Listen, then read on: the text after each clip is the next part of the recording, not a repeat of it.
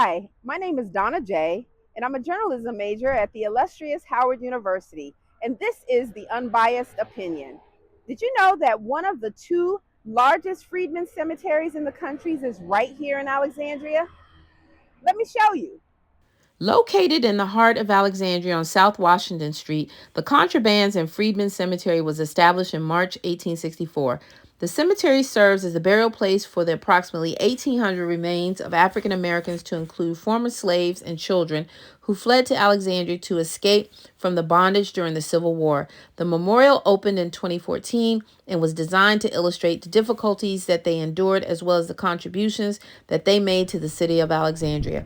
According to the cemetery website, quote, the tremendous influx of freedom seekers, destitute and often in poor health, coupled with the well-documented lack of space in the existing public cemetery, made the creation of a new burial ground a necessity, as many sadly succumbed to disease just as their status as free people came into focus. With the city under military control throughout the course of the Civil War, the United States Army established Freedmen Cemetery, end quote. Former slave and author of one of the most insightful slave narratives, Harriet Jacobs worked to gather supplies, assisting with medical needs, and setting up schools for the newly arrived slaves seeking freedom that were referred to as contrabands, as they were considered property of the Confederate States. As you can see, there are many circular markers placed throughout the memorial next to names etched in bronze that indicate, quote, living descendant found.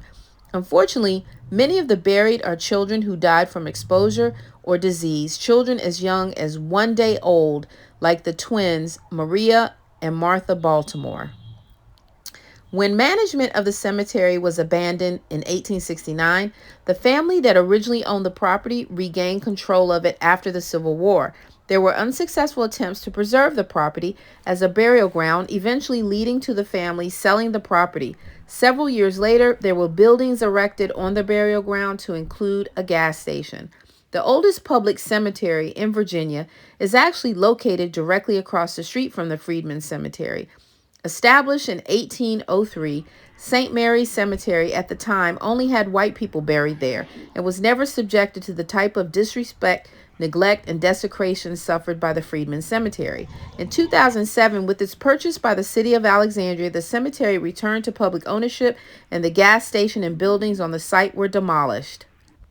Our history is so rich, vast, and intertwined with our everyday lives that we don't even realize it. But all we have to do is simply stop and just look all around us. No matter how hard they try to erase us, we are everywhere. Once again, this is Donna J. with the Unbiased Opinion.